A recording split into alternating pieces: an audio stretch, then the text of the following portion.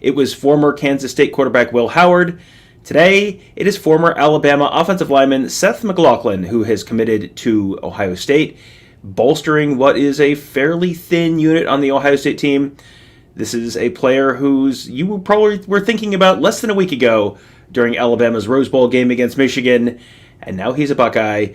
I'm joined by Kevin Noon of BuckeyeHuddle.com. Kevin, I guess the first reaction from everyone is I'm almost undoubtedly going to be, this is the guy who had the bad snaps in the Rose Bowl. Why does Ohio State want this guy? So, Kevin, why does Ohio State want this guy? Well, first and foremost, is he a guard? Is he a center? I mean, you're bringing in a guy who's a fifth-year senior who has 25 starts at Alabama. 6'4", 305, big body. He's somebody who's been to the fair and seen the bear, and on an offensive line that maybe isn't as papered in terms of its experience. I think this is a huge get for Ohio State. We can sort out the details later. And people certainly can go through and talk about the fact that the last memory everybody has of him is that low snap to Jalen Milroe in overtime that forced a bad decision to run it up the middle and sent that hated team up north to the championship game where they'll hopefully get stomped by Washington. But, that's another show for us. It's, if you put him in at center, he's somebody who can make your line calls. He can do all of those types of things. I think that's important. If you put him at guard, still awaiting a decision on Donovan Jackson. What is he going to do at this point? But it really, you said bolster, and I just wrote the story for Buckeye Huddle, and I use the word bolster too, because he really bolsters this offensive line. And I think it gives you a little bit more flexibility in trying to decide how you're going to move forward. Does Ohio State get another lineman in the portal? I don't know. But once you start to put together the pieces with Josh Simmons and Josh Fryer, and try and figure out, as I said, Donovan Jackson, and how you're going to fit it together, I think that it takes an Ohio State offensive line that was maybe not all that it could be in 23, and it's a big step towards 24. Well, it's at the very least, this is the same conversation we had with Will Howard. This at very least raises the floor for Ohio State in 2024, because you had Carson Hintzman not playing in the bowl game, and Ryan Day said it was a result of just some subpar practices in the month of December. Now you have another guy on the team. You saw what it looked like when you didn't have one of your starting five during that Cotton Bowl. Matt Jones moves over to center. It goes kind of okay. Enoch Vamahi goes in at right guard. It goes not really okay. And the offense looked like what the offense looked like during the Cotton Bowl. And everyone said, well, you can't run that back. And so you need to bring in more guys. It feels like step one of that process. I am going to guess this is not going to be the last transfer offensive lineman they bring in this cycle, because if you look at last year's team, coming out of spring ball, Ryan Day talked about the offensive line being the biggest concern they had. They brought in Josh Simmons. They still, throughout the course of the year, were not at all happy with their depth. They felt, I think, like they had kind of five guys who could play, who were ready to play last year. You lost Matt Jones to the NFL draft, so now you're down to four guys. I think you're probably going to see some growth and progress from guys like Luke Montgomery, for example, who may, there's been sort of the theory that he maybe steps in at right guard. You kick Josh Fryer over to Montgomery steps in at right tackle. You kick Josh Fryer over to right guard. Maybe that's the solution. You get Taker Shabola on the team. You got other guys on the team who they have talked about, and it looked like Zen Mahalski was going to be in the running for a starting job last year, and then that didn't really happen. So can Zen Mahalski get himself back on the trajectory that you thought he was on? But at this point, it feels like they're just sort of assembling as many pieces as they can, because you are not going to hit on 100% of your offensive line players. That's just that you do not have first team All-American Outland Award candidates in the transfer portal with 3 years of eligibility left. That's just not the kind of players you're pulling out of the portal. But if they can pull out more options, more viable options, and as you said, he started for 2 years for Nick Saban. So, a game worth of with a few bad snaps does not completely render the previous 2 years of starting for Nick Saban as irrelevant or nothing. This is a player who at least I think raises the floor for what this offensive line could be in 2024. Absolutely, and I think people are going to point out, people love to look at like the PFF grades and look at them as law when it proves their point, and just completely disputes them when it doesn't prove their point. And they're going to be like, he didn't, he had a bad year in 23 compared to 22 and 21. I think sometimes a change of scenery helps things out. I mean, golfers go through all sorts of things when it comes to trying to take care of it. The yips, we use that term a lot. He has the yips.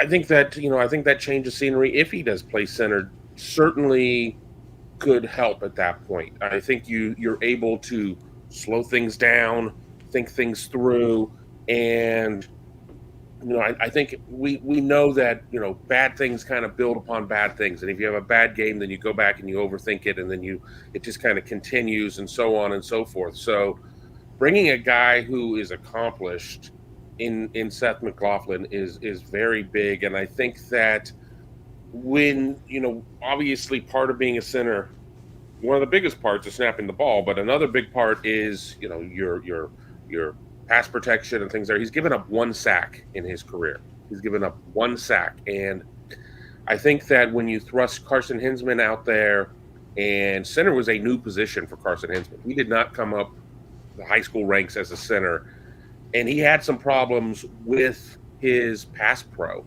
Now you have a guy in the middle, whether it's at guard or center, who's got that pass pro. When you bring in a very large quarterback in Will Howard, and that's a big thing there with Will Howard as a running quarterback.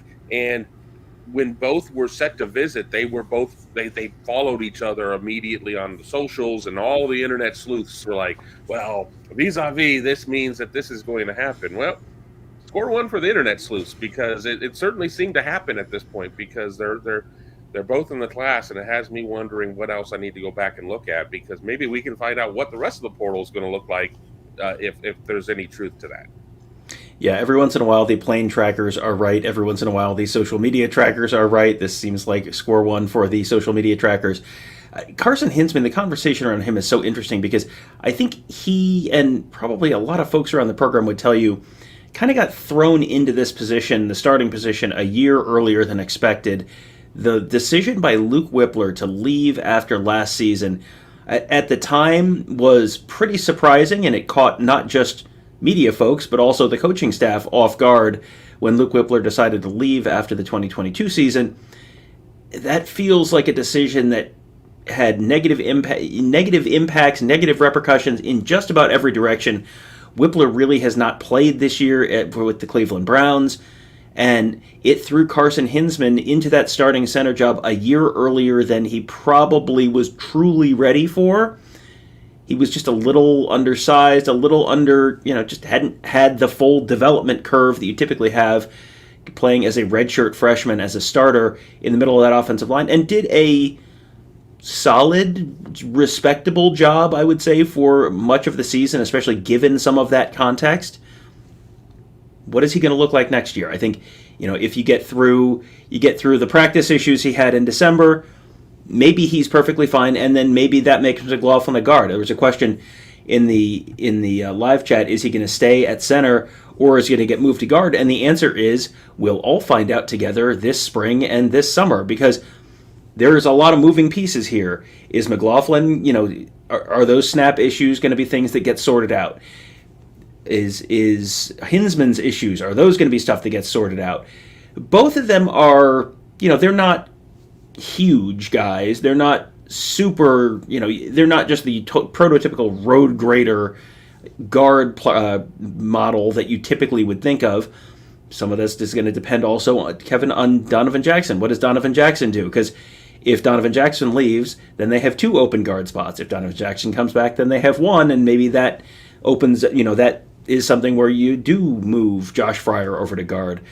And then, oh, by the way, there's the football scoop or whatever it was report on Friday that some big changes are coming to the Ohio State coaching staff. We had heard coaching changes were coming, but the question was sort of the order of magnitude. The report from Football Scoop on Friday said that the Ohio State is bringing in a new offensive coordinator to run the offense, an actual offensive coordinator, and that person is going to have sort of some say over who else, if there are other changes made on the offensive coaching staff. Brian Hartline sounds like he's safe. Everyone else sounds like they're at least going to be evaluated. And a new offensive line coach, Kevin, might have a different view on who should play center, who should play guard, who they should bring in the portal, and all of this other stuff. So many points here that I want to address because you brought up a lot of really good points. A little bit of my own internet sleuthing. I wrote the story, as I said, on Seth McLaughlin committing to Ohio State. Somebody who liked it, Donovan Jackson's father. So, take it for what it's worth. Does that mean, the program that we've been rooting for will be in good hands when Donovan leaves, or Donovan will have another really, known lineman on the offensive line to help bolster, there's that word again, bolster things. So, take that for what it's worth. As for the football scoop news, you got to really wonder what that's going to look like, because over on the Huddle message board over at BuckeyeHuddle.com, a site that you should all be members of by now, and if not, why the hell not? Get over there to BuckeyeHuddle.com and check us out.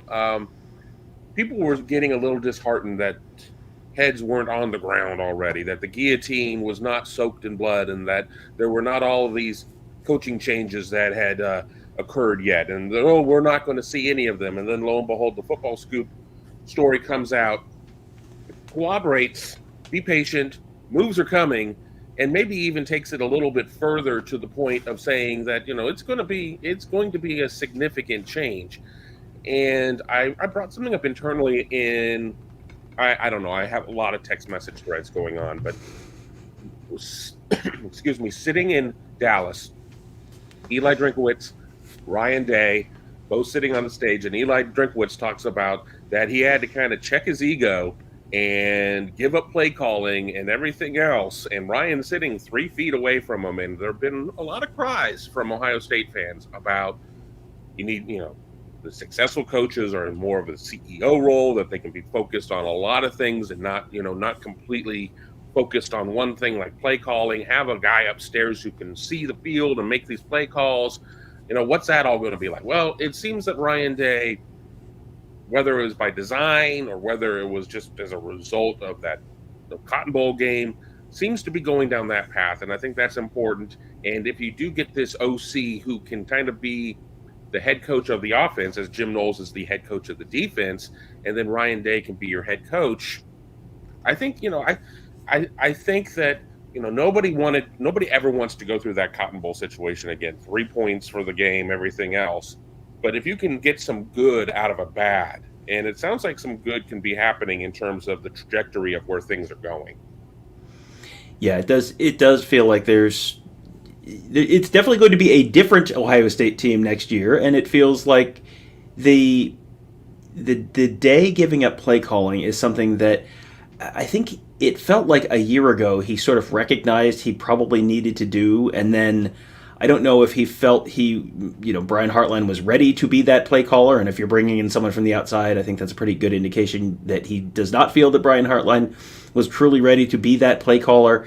So now you're sort of taking that necessary step. I'm with you. I was sitting in that press conference and listening to Eli Drinkwitz answer this question and thinking, boy, I know he's answering this question because he was asked this question, but this also feels like one of those questions where it's like a secret audience of one, and that one is sitting at the dais with him, listening to him answer this question about how the change that Ryan Day considered making a year ago and that Eli Drinkwitz actually made a year ago was this incredibly positive thing for the Missouri program and for Drinkwitz himself. And, then you have the game play out the way that it did, and it was just, it just could not have gone much worse for the Ohio State offense. So, yeah, I'm not surprised that this is happening now. If you go back and listen to our post-game show, I think you're going to hear us talking an awful lot about some of these things that, I think you need to think about some more significant structural changes. I'm a little surprised that they are apparently going to get made. And as far as the timing on all of this stuff, why has this not happened yet? Why is this, going to be a week from now? The AFCA convention, American Football Coaches Association convention, which is the big national college football coaches convention that's happening in Nashville starting tomorrow through the 10th. that is where a lot of the sausage gets made in the college football coaching world. And it is not just, oh, look, it's all the Power 5 coaches and the position coaches. It is everyone down to NAIA coaches, Division III coaches, all that kind of stuff. I've heard people discuss it as you will see a lot of people walking around in polo shirts and have no idea what that logo is. So, but that's where a lot of those decisions get made. And I think, Kevin, as far as why some of the potential departures haven't been announced, I go back to Urban Meyer and Urban Meyer's pride in never having fired a coach. And, if a coach is going to leave, you want to give them sort of the fig leaf of, well, I left to go take another job. So if you're a position coach and you are, it's been made clear to you that you're probably not going to be back next year, you go to AFCA, you go get a position coaching job somewhere else, and then you weren't fired. You left for another position, and it's just sort of like a professional courtesy thing almost within the coaching realm. And it's something that I think is also probably appreciated. I'm sure there are people who are saying, well, who cares what so-and-so thinks? It's something that when you're hiring people, if you have a reputation for sort of taking care of your people and not just being a hair trigger, one bad game, fire everyone kind of person, that is probably good in terms of when you are then doing the hiring for the next round and the round after that. Right, exactly. And something that's been brought up too is that a lot of these coaches that are in question, we'll just say that, in question, are coming off of one-year deals. So it's not even necessarily that there's a firing. There's not going to be a buyout. There's not going to be any of that. It's just going to be a non-renewal. But I certainly would like to go work for an organization where I know that there is some sort of care about the employees or the subordinates, if you will. And if you just sit there and you toss everybody out after 2 or 3 years, I don't know if I'm really that excited about that. When if I'm a hot coach in terms of what my resume is or whatever, and I've got a lot of similar offers out there, and I know this one guy is kind of a little bit of a loose cannon in terms of how he handles personnel, I'm going to think twice about it. And again, it's really easy.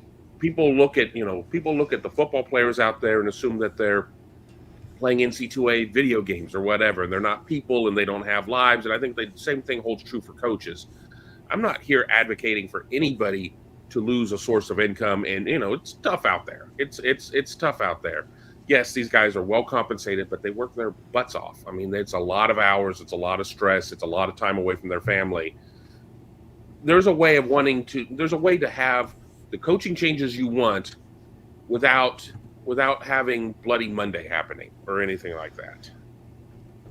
And, Bloody Monday, it's funny you use that term. Bloody Monday is the general term for the Monday after the NFL season ends, which the NFL regular season ends this Sunday. So Bloody Monday in the NFL is next Monday. That is when most NFL teams, there are certain teams who already have open coaching positions.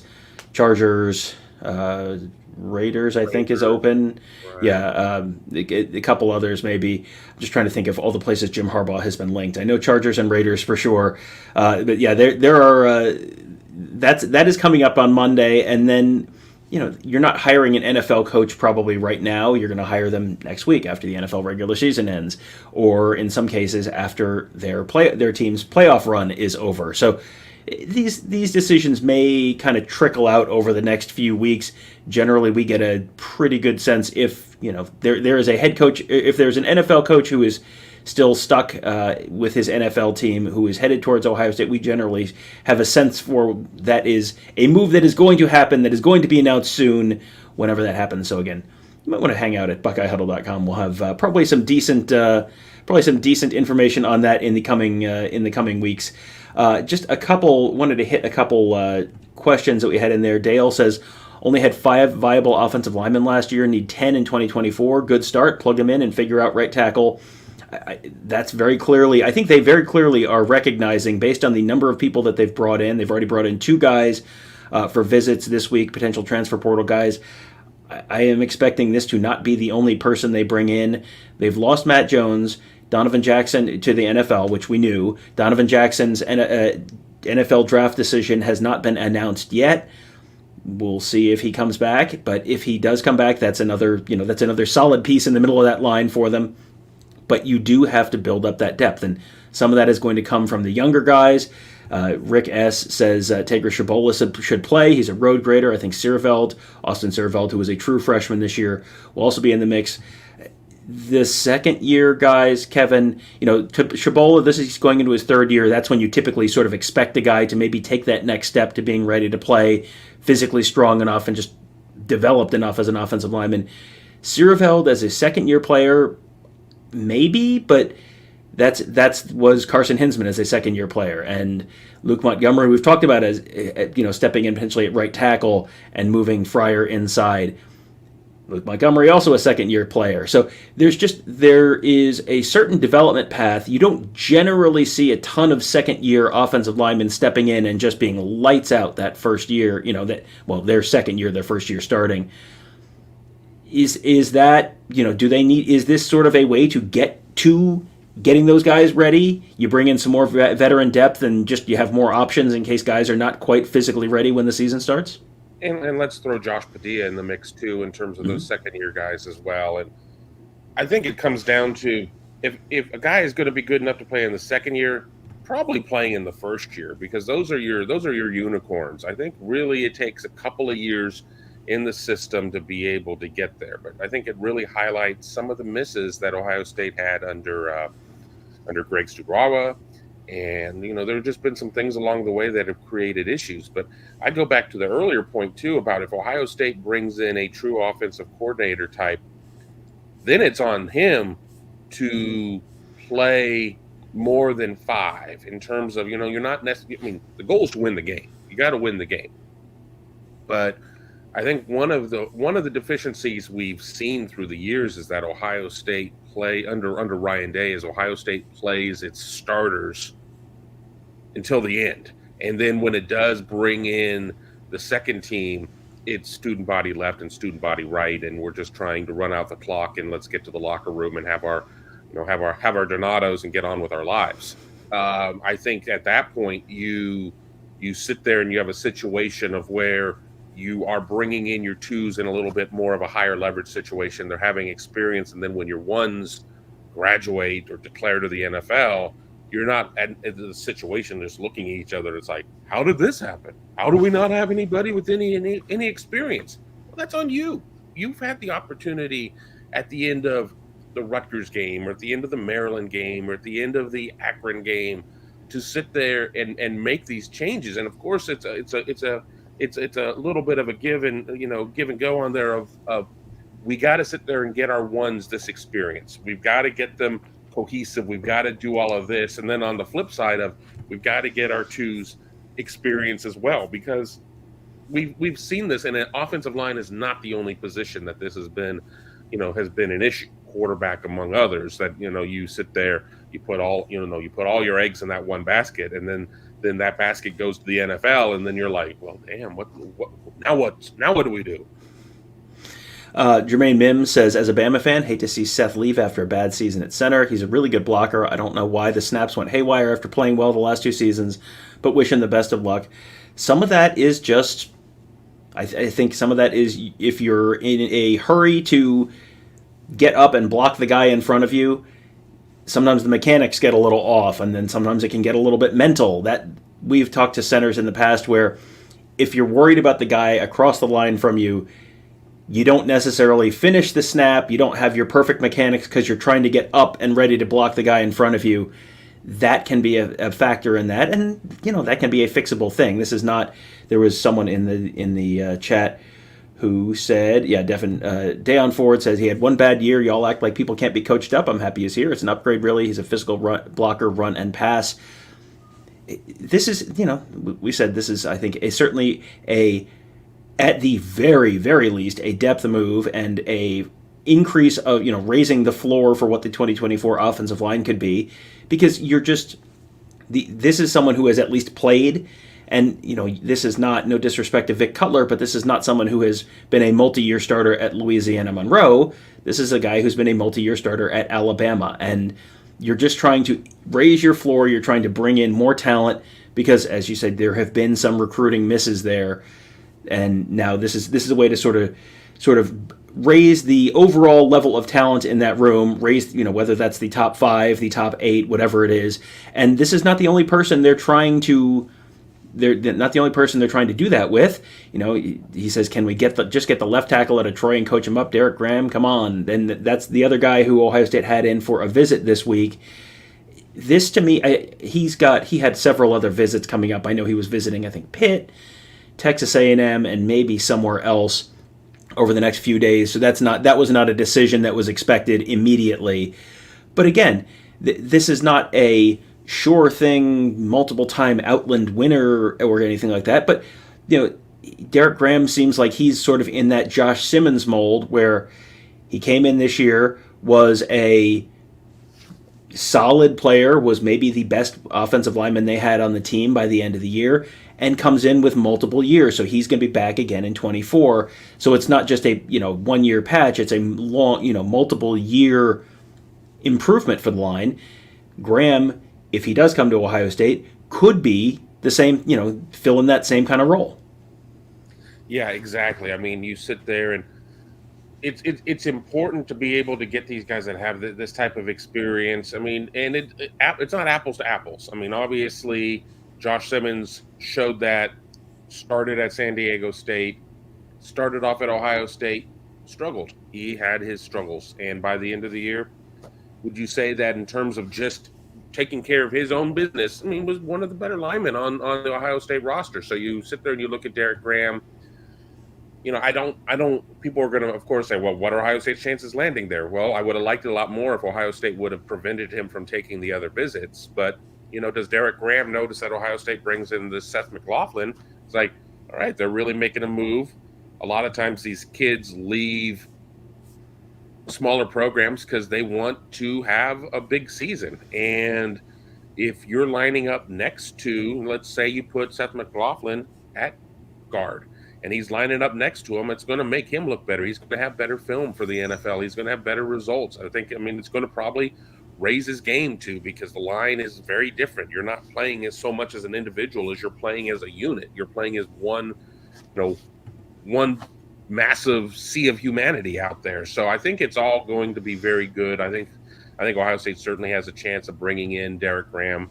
I know Ohio State really was disappointed to see Chase Basanis of A&M enter the portal, only to exit the portal, because that's somebody that I think they would have gone all in on.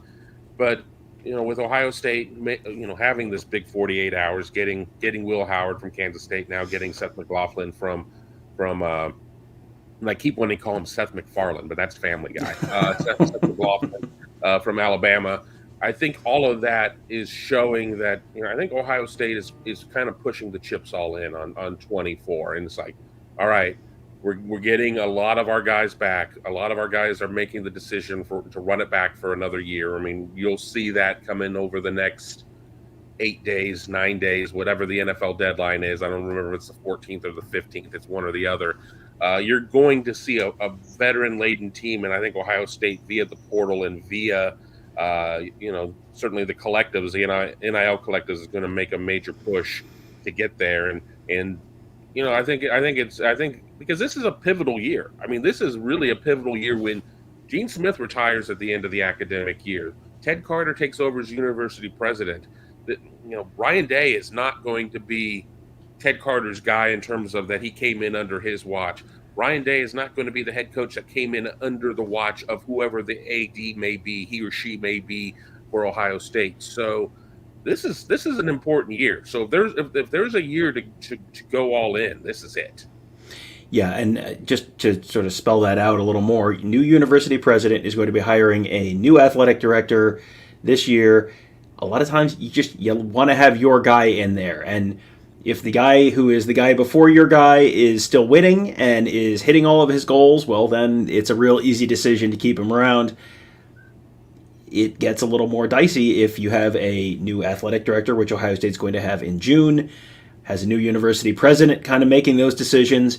And, this is not the most patient fan base in the world either. So really, really exclusive, must credit BuckeyeHuddle.com, exclusive information there. But yeah, this is, and Ryan Day is acting like he recognizes that 2024 is a very, very big year for him. And that's, he has shown over the years that he's willing to make those changes when they need to. They brought in Jim Knowles after 2021, after the 2021 debacle against Oregon. They demoted Kerry Combs from defensive coordinator and then brought in Knowles after the 2021 season. And they've seen a steady improvement there on the defensive front.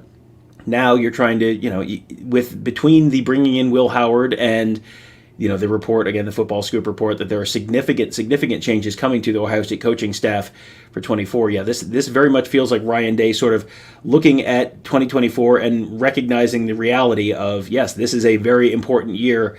And with the 12-team playoff, even if, it sort of changes maybe how you can approach the season. If you're not 100% ready in terms of a young quarterback at the beginning of the year, you might be able to survive one early loss in a way you couldn't in the 14 playoff era. So that's all going to be very interesting to watch. You were just down all week down in San Antonio at the All-American Bowl. A couple questions down there. Well, not questions, more statements. Mellow number 7 says J.J. Smith, Jeremiah Smith, will get MVP of the All-American Bowl.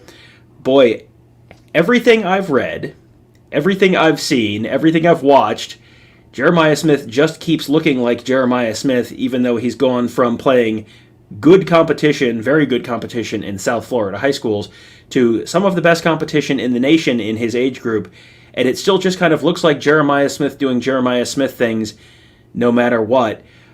I had you on the morning show a couple days ago, and you said some very irresponsible things. So you can, MVP of the All-American Bowl. He was named like the most outstanding player during practice, I think, this week. I mean, it feels like this is someone who could come in and be a fairly immediate impact player at Ohio State this year as well. Yeah, and something I'll say about being the All-American Bowl MVP is there's some luck in that one as well. That one is just not, it's like, okay, you're the number one player. You just, roll it out there and you're going to be the guy. I mean, it comes down to quarterbacking. It comes down to, how many plays you're out there for, et cetera, because you bring out all these top players. You want to make sure everybody sees ample time. This isn't even like the Major League Baseball All-Star game where, we're going to roll with our starters for 5 innings, and then we're going to sit there and pinch hit and do this, and then we probably have a couple of pitchers that we're just going to hold back because, their clubs don't really want to put any wear on their arms and everything else. So if Jeremiah Smith is given the opportunity, then yeah, I think he certainly has a very good shot of getting the MVP at the All-American Bowl. But there's a lot to it, and if he doesn't get the MVP of the All-American Bowl, it's not going to be a case of, oh man, well, that was a missed opportunity. Maybe he's not as good as we thought he was. No, it's just a case of how the game rolls out, and there are a lot of years where this game is not nearly as high scoring as you would expect it to be. Well, you got top quarterbacks and the top receivers. We also have like 4 days to practice and install, and it's just, it doesn't necessarily work out. But yeah, I stand by my irresponsible comments that, of how good he's going to be, and that, if there ever was a 6-star, this kid should be a 6-star, and whatever else I may have said at that moment. I blame it on the ayahuasca. Fair enough. A announcement coming later on today. 5-star cornerback Devin Sanchez out of Texas. He is going to be announcing his ultimate college destination a little later on today. I think that's on the All-American Bowl telecast as well. Yeah, so that starts, I believe, at noon today. I don't remember. 1 Eastern. 1 Eastern. Okay, noon Central. Yeah, so they tweeted it out from their account and said noon because they're in San Antonio where it is Central Time, but it is 1 o'clock. I've heard a rumor that it's going to be going into the third quarter is when it's going to be, but they will at the beginning watch the entire game because you're going to want to watch Jeremiah Smith. You're going to want to watch Hedrick Houston. You're going to want to watch Ian Moore. You're going to want to watch Garrett Stover, so on and so on, James Peoples. You're going to want to watch. So they'll tell you when it's going to be. This could be a very big day for Ohio State because Devin Sanchez is a very talented corner. 6'1", 6'2". Ohio State, everybody loves tall corners, and he's, he is a tall corner, and he can, is he the best corner to come out of Texas since Jeff Okudah? Maybe. And That's not a bad, say what you will about, what his NFL career looked like with the Detroit Lions before he moved on from the Lions. He was a tremendous collegiate player, and I think Devin Sanchez is going to be a tremendous player in his own right. And if Ohio State's able to get that commitment, then it's going to have to play defense. If Ohio State isn't able to beat out A&M or Alabama, then Ohio State's going to have to play offense on there. But stay tuned to find out what Devin Sanchez's decision is. He's a big one. All right, and then here's an interesting question from CDSDs. Why do you think Ohio State got a later start taking players from the portal versus Lane Kiffin, who was extremely proactive? I don't know that it was an intentional thing that they decided to wait as much as there were a couple names in the portal that we thought maybe they were going to make a move on, to a couple of Ohio natives back in December. That sounds, Kevin, from what we're hearing now, like that was more of a not these particular guys rather than we're not ready to start taking guys yet. It was more of a personnel decision, and it was a decision rather than just a, people were asleep at the switch. And the players that we're talking about there, it was not a case of that they're not talented players, but maybe they just didn't fit in Ohio State's plans. And something else, too, is we're dealing with a finite number of spots that you can take. What's the number? I don't know. But how many portal guys can you take? And if you sit there and you take this guy and then this other guy comes out of the portal like a week later, well, then what are you going to do? Are you going to tell the guy that you just brought in the portal, hey, buddy, about that? Sorry about your damn luck. You got to move on. We'd rather pursue this other guy. A couple of the guys that Lane Kiffin has brought in are tremendous. Walter Nolan or whatever. I think there were some pretty big NIL asks involved there. I mean, could Ohio State have used a guy like Walter Nolan? Absolutely. But again, we're talking about, finite amounts or whatever, and you got to figure out how you're going to allocate your funds. And if you lock it up all on one guy, then what are you going to do? And for all the success that he had in terms of what he's got there in the portal, he goes around and loses Quinshon Judkins to the portal. And if Ohio State is unable to keep Trey Henderson, Ohio State's certainly going to make a very big push on the super talented SEC running back who can kind of do it all. And I think in a lot of ways was a huge part of an Ole Miss team that went on and beat Penn State in the Peach Bowl, I believe, and will finish in the top 10.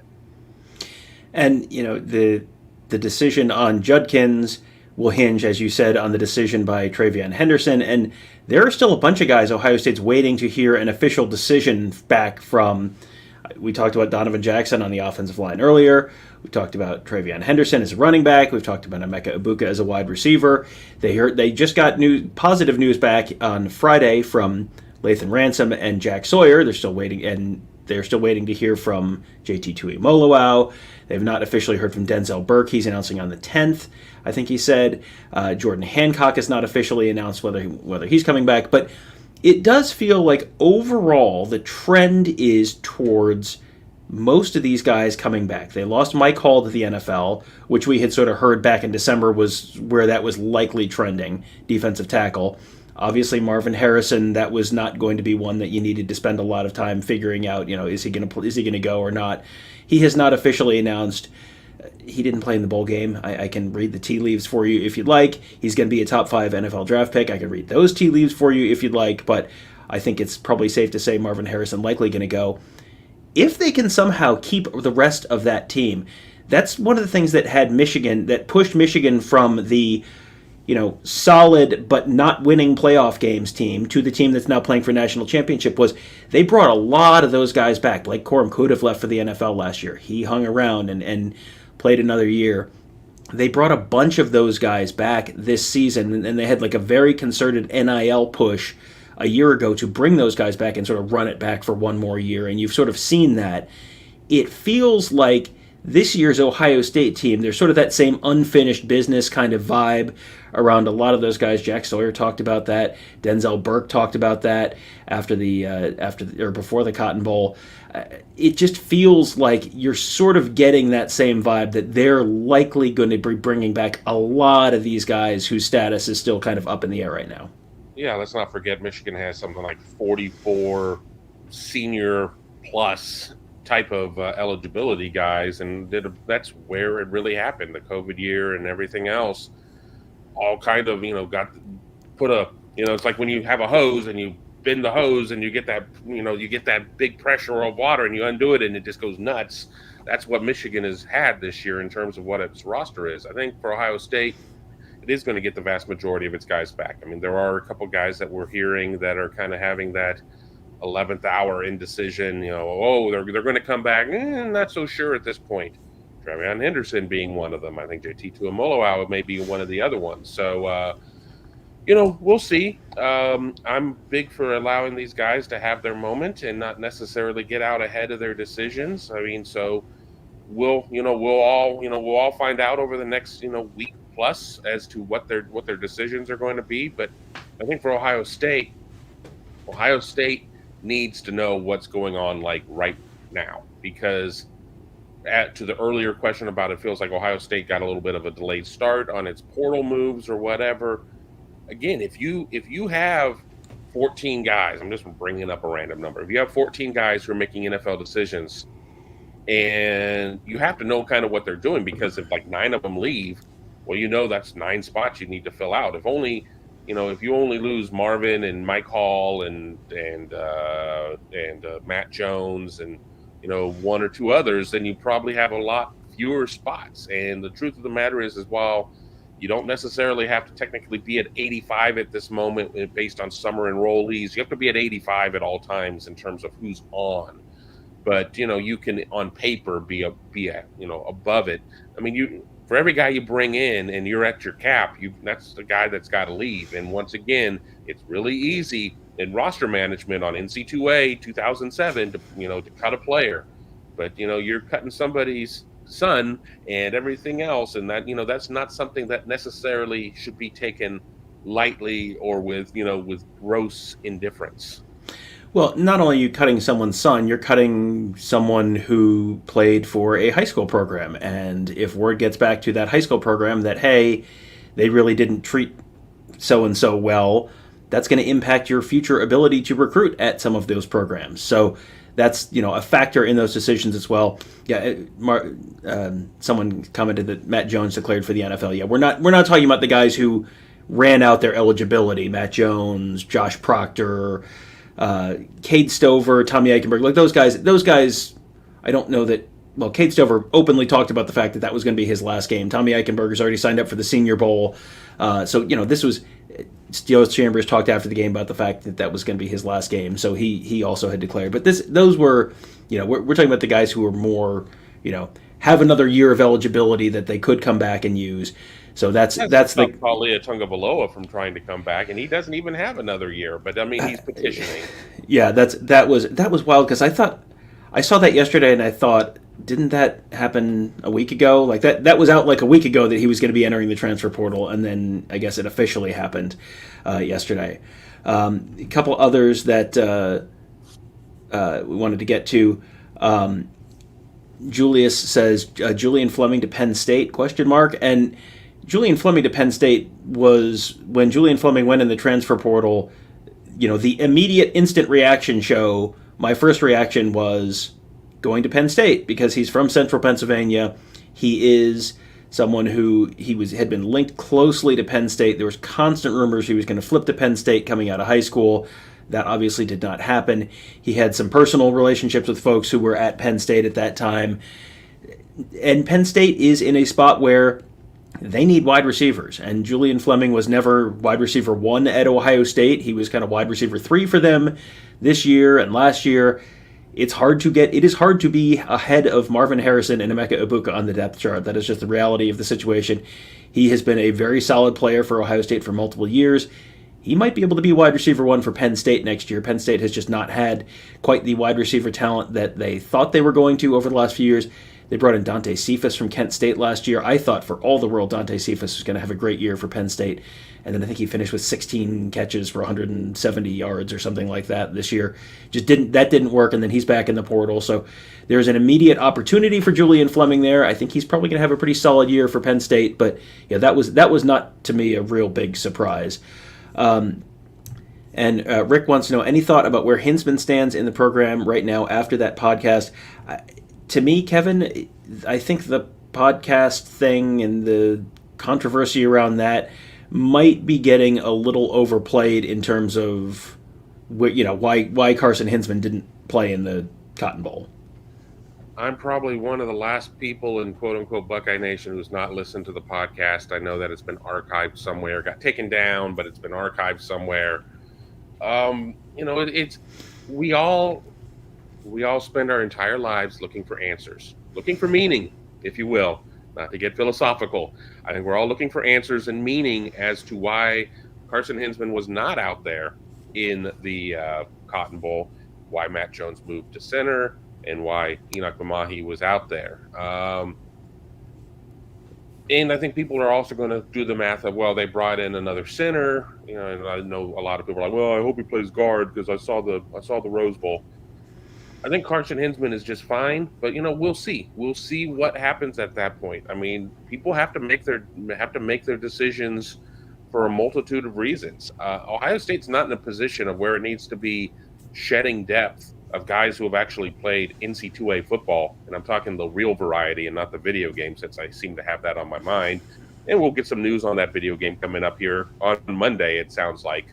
But with that being said, I don't think Ohio State needs to be shedding guys like that. I think that I think Carson Hinzman could be a tremendous guard. I really do think that he's got some the talent to be able to be successful at Ohio State. And as I said earlier in the show, and first of all, we weren't even going to do a live show. We were just going to record a show. Then we were only going to do a 15-minute show, as we're here now almost 46 minutes into this show right now, because we have a great audience asking a ton of questions. So thank you for joining us here on a Saturday morning, wherever you may be, talking about Ohio State football. But, I think that Hinzman, I think the path forward for Hinzman is still good. I still, he may come to a decision that, well, I'm embarrassed with, whatever the podcast was, or that I didn't, I had a bad prep week for the bowl game or whatever that may be. And if he moves on, you wish him well, you thank him for his time. But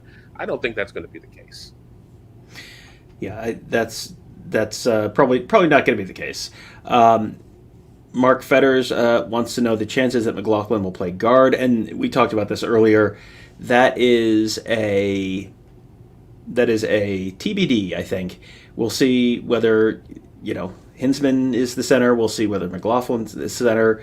Someone in the chat mentioned, Luke Montgomery might be the center. I mean, they I think, don't know who the starting five is going to be right now. I think this is just more about assembling options and giving yourself different options, because they're looking for, Kevin, every year, what do they tell us? They're looking for the best five. And then you figure out, you have your best five, and then you figure out where those five different pieces fit together. Because you have seen guys shuffle, and some guys have no problem moving from, say, left tackle to right tackle.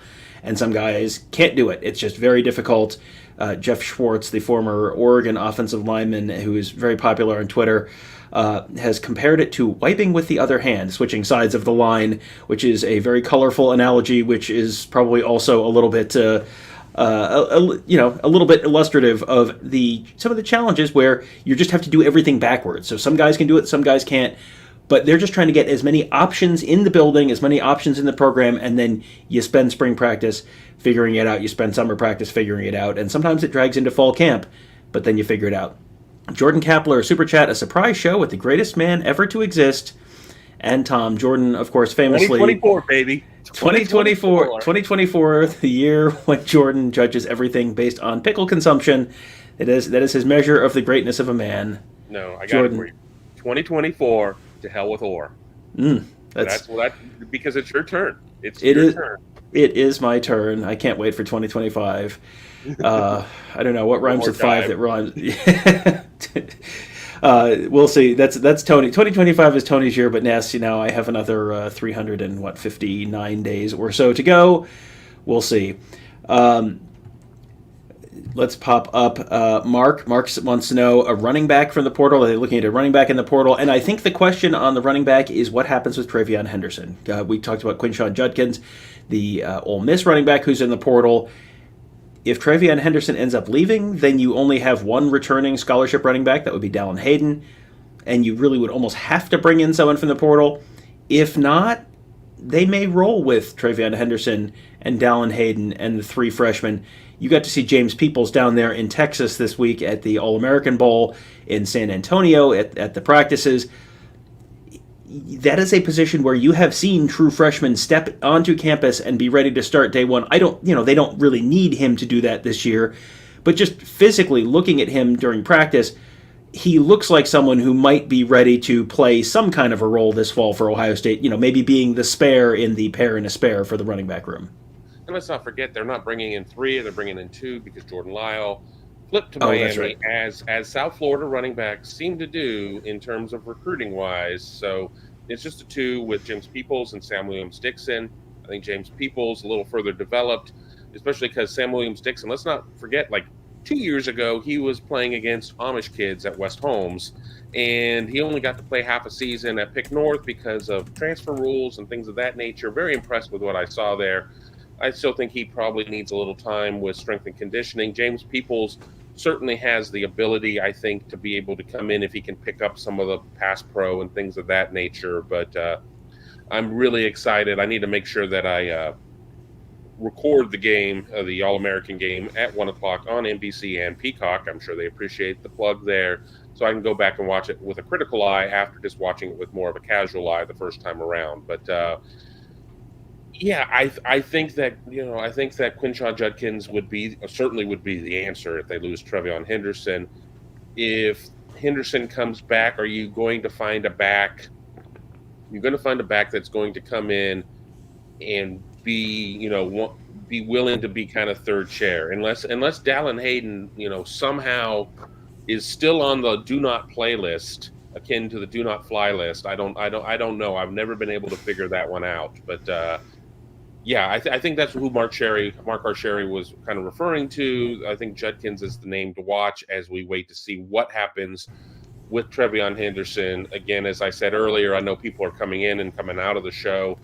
Henderson is one of the guys that I'm under the impression of that is kind of waffling a little bit on his decision, and we're just going to have to wait and see. Yeah, and there is, here's a comment from PB. Are some of these guys waiting so long to publicly announce their plans because they're angling for better NIL deals? I think let's have a broader conversation here and say that, yes, I am aware of a number of players nationally who the decision is basically, can you hit a certain number in NIL? And if so, you bring them back. That was we talked earlier about, Michigan made a big thing where a big NIL campaign to run it back again this year after last season, and it was a very successful one. And a lot of those, decisions, the modern reality of college football is if you're going to get, X amount, you're probably better off trying to going and being a 5th round pick in the NFL draft or a 3rd round pick in the NFL draft or whatever you're going to be. And if you can get a bigger amount, well, then that changes that calculus. And I think we all know how leverage works. Well, if you get a little closer to the deadline and you have a little more leverage and maybe you're in a little bit of a better bargaining position. I think that's just sort of one of the modern realities of football, that's certainly a possibility. I think, here's the problem. There's nothing that you don't sign anything to say, I'm not going to the NFL. You have to sign something if you are going to the NFL. So there's no action that locks you into coming back.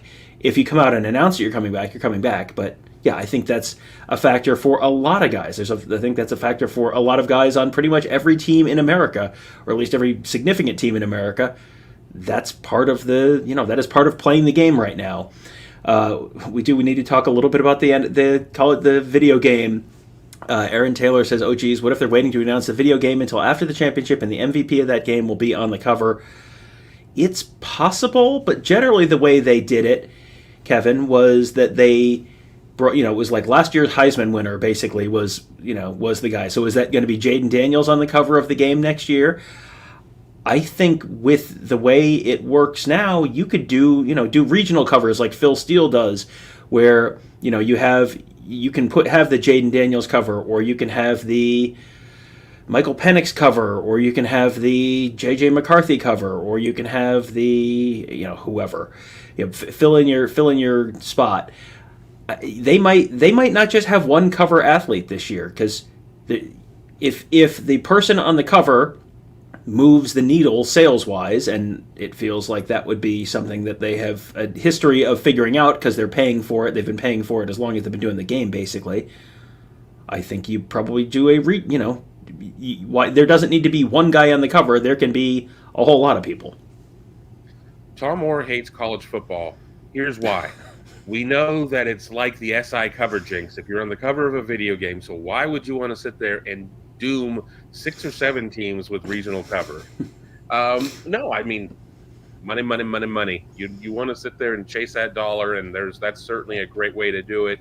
I've certainly seen places that have done like mock-ups of, not NC2A licensed by any stretch of the imagination, but they've created photorealistic covers with other players on it, so you can just slide it into the case. But then again, how many people sit there and get digital downloads these days and never actually have a physical DVD, Blu-ray, whatever the system is that the game is delivered on? And the reality is, too, once you put the game in the system, it's probably going to be the same game. I doubt that they're going to reprogram the cover screen off of the top of it. But then again, maybe what you do have is you have it in your user menu that you can say, I really like Michael Penix, and I want Michael Penix to be the player that I see over my start screen, or I really want to see Jalen Milroe, or I really want to see whoever. So there's a lot of things that can be done, and now that there's compensation involved, I think it's a lot easier to be able to cast a wider net, because it's not a matter of it being a case of, well, we're just sitting there saying, well, you're playing with quarterback number 6. Rather than it was Kyle McCord. I guess we're talking about Syracuse here now, but it's all out in the open. Yeah, it is all out in the open, and it does feel. I guess that is true. It could be like a customizable thing, because I remember you could customize customize it to a certain team on the old menu and like the whole setup screen and all that kind of stuff. And that was, I haven't played that. I think the last video game system I had was a PlayStation 2, so it has been a hot minute. So it's been at least 10 years or so. And that was a customizable. Yeah, that was a customizable screen back then. So I would assume it would be a customizable screen right now. And if you want, I'm going to not get exactly every single one of the details right, but my understanding is that they are planning on having images like facial recognition, facially recognizable images of players, which you can have because you're paying for NIL now, in this game. So there's no reason, if you want to have the backup left guard from Tennessee be your player on the screen, I don't know that there's any reason you couldn't do that if this is an ultimate, a customizable game with all of these guys scanned in. If you want to know more about the NCAA game, I'm going to direct you to Matt Brown, who late of the Extra Points newsletter. He has been doing incredible work on the game and staying in touch with EA Sports on it and filing Freedom of Information Act requests, FOIA requests with various schools to get all the assets that they've put in there. You can find him on Twitter at MattBrownEP, Extra Points at MattBrownEP. He has been doing great work on that. A lot of times you'll see other people reporting stuff, and it's like, Matt Brown reported that like 3 months ago. This is not news. So if you are super interested in learning more about that game, he is the guy to follow. Granville, Ohio native Matt Brown, by the way. So he's the one to follow. But yes, that's going to be very exciting to have a new football game. Boy, there's a lot of stuff. This is going to be a very different, very different year in college football. EA Sports coming back. All the schools changing conferences, 12-team playoff, much more. I'm just scrolling through real quick to see if there are any more questions here, if we have defeated the listeners. I think we are. Yeah, I think we're pretty good. I think we're good. We're right here, 30 seconds inside of an hour, which is kind of what we never thought the show would end up being. Yes, the 20-minute show that turned into a 60-minute show because we have so many people here. So thank you all for joining us. Before you leave, hit that thumbs up button. That will help other folks find these shows. We appreciate all of you joining us for this, and we would appreciate you joining us as well at BuckeyeHuddle.com. That's where Kevin and Tony and I are when we're not on YouTube. We do right there, or on our message board there, covering the team, covering Ohio State. We're on the Ohio State football beat. Of course, we have Mark Givler covering recruiting, especially focused on Ohio State recruiting, but he is down at the All-American game down in San Antonio right now, covering that and talking to, there's a lot of players from a lot of talented teams down there right now. We also have a fantastic staff of X's and O's guys to help make you a smarter football fan.